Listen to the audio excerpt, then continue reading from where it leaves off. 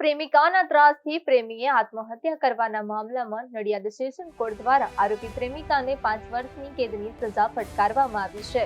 મૃતક સાથેના પ્રેમ સંબંધ વિશે પ્રેમિકાનો પતિ જાણી જતા તેણીએ તેના પતિ અને અન્ય પ્રેમી સાથે મળી ત્રણેય આરોપીઓએ મૃતક પાસેથી 1.80 લાખ પડાવ્યા હતા.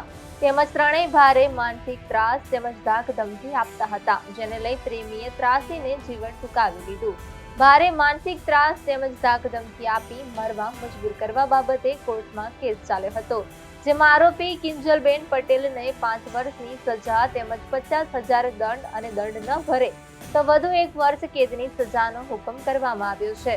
ત્રાસ સહન ન થતા મરનાર વિશાલ ગોહિલે 14/9/2021 ના રોજ પોતાના ઘરે જીવન ટૂંકાવી લીધું હતું. તાત્કાલિક સિવિલ હોસ્પિટલમાં સારવાર માટે લઈ જતા તારીખ 15/9/2021 ના રોજ સારવાર દરમિયાન તેમનું મોત નીપજ્યું હતું. જે બાબતે મરણ જનાર વિશાલભાઈના ભાઈ હાર્દિકભાઈએ પોલીસ સ્ટેશનમાં ફરિયાદ આપતા પોલીસે સદર કેસની તપાસ કરીને નામદાર કોર્ટમાં ચાર્જશીટ કરી હતી.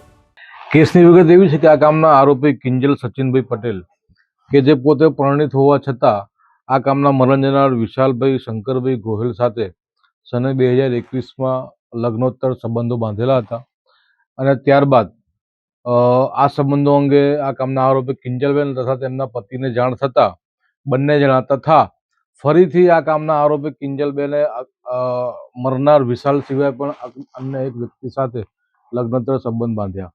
આ ત્રણેય આરોપીઓ ભેગા મળીને વિશાલભાઈ પાસેથી ટુકડે ટુકડે કરીને બ્લેકમેલ કરીને ₹1,80,000 પડાવી લીધા હતા અને ત્યારબાદ પણ ત્રણેય જણા મરનારને ત્રાસ આપ કરતા હતા. જે ત્રાસ સહન ન થતા મરનાર વિશાલભાઈ ગોહેલે તારીખ 14/9/2021 રોજ પોતાના ઘરે ઝેરી દવા પી લીધેલી અને તેઓને તાત્કાલિક સિવિલ હોસ્પિટલમાં સારવાર માટે લઈ જતા તારીખ 15/9/2021 રોજ સારવાર દરમિયાન તેમનું મોત નીપજેલું.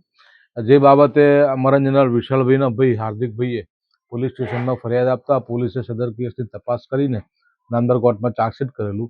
જે ચાર્જશીટના કામે આજરોજ નામદાર સેશન જજ સાહેબ શ્રી પુરોહિત સાહેબની કોર્ટમાં ચાલી જતા આ કામના આરોપી કિંજલબેનને ઇપીકો કલમ 306માં 5 વર્ષની સજા અને 50,000નો દંડ કરેલો છે અને દંડની રકમ પૈકી ₹25,000 આ કામના મરણ જનારના પરિવારને ચૂકવવાનો નામદાર કોર્ટે આજરોજ હુકમ કરેલો છે.